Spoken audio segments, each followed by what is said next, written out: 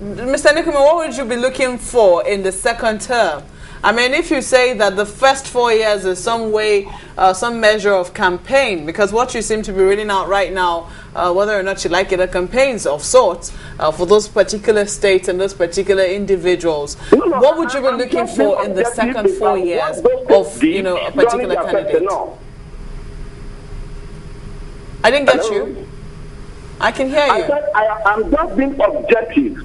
In fact, what those states did during their first tenure, I'm not campaigning for them. I can accept them. These were the things that happened. I didn't mention all the states in Nigeria. I did not.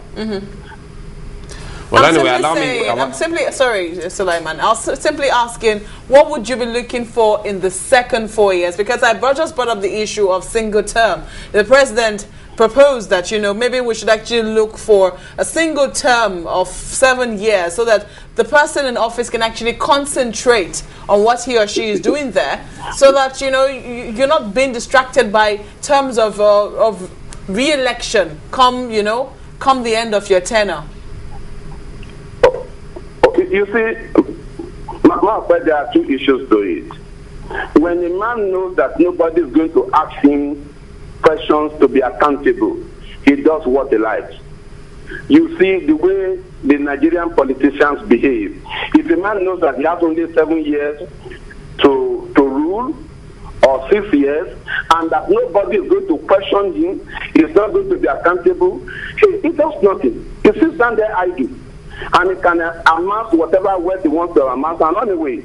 But if you know that people will ask him questions after his 4 years tenure, then he will want to do something. And that is why I am pleased with Mr. President's position that the electoral system of the country must be well transparent.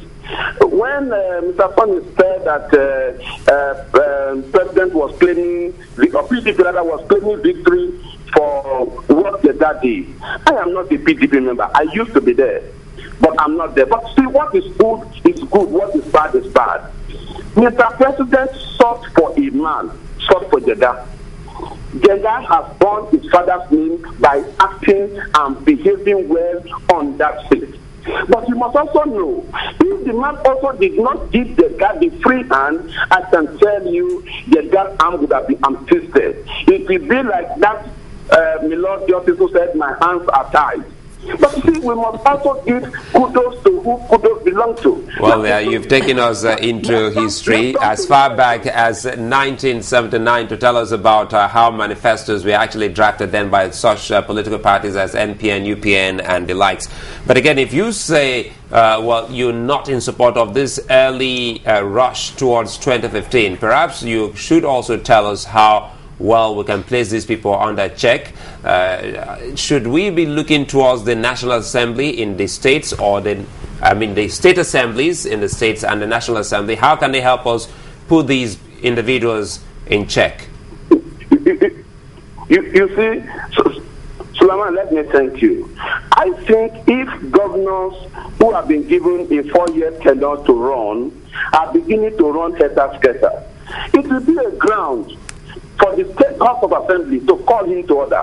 And if he does not want to be called to order, for them to start an impeachment process to say your promises to the people are being derailed. I think so. I think those governors will begin to sit around.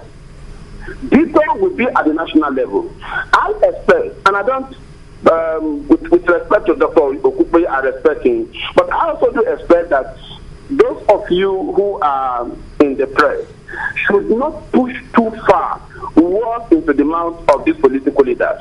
I recall in one of the interviews with the president, it was asked, are you going to contest for 2015? And the man said, if I say I'm going to contest, there will be crisis. If I say I'm not going to contest, there will be crisis. Please allow the matter to lie low. But in going to Anambra State, and when people came to endorse, I am not Mr. President, but for me, this is what I would have done. I would have said, thank you for the support, but please hold it for a while. When it is time to contest, I will come and talk to you. So that people will not read me that I went underneath to steer them up. Why I will not discourage them, I will also say, please hold on, thank you for this support, but please wait for the appropriate time, whether I will come up to to contest or not. But that being said, I believe that the various houses of assembly, if the people are not puppets, they should begin to ask their governors. And the electors also should be asking, what are you doing? We have given you, what do you call it, meat to chew. You have not finished it. You are looking for chimpanzees. So these are the things that some people should be serious. Handle the 4 years we have. When we have done well, we will raise you high. Look at what is happening in America. For almost 3 years plus, they were not campaigning.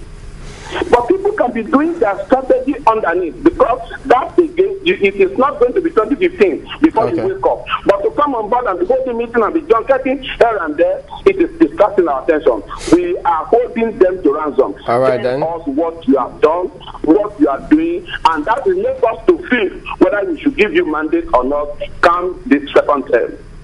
What party are you now? Because you say you used to be a member of the PDP. Where are you now, by the way? Well, I crossed over to Labour Party. I'm in Labour Party. I'm working assiduously with the governor of Ondo State. I've seen what he has done. He has done well, and I can mention them. But, you know, I'm not authorized to campaign on your television now.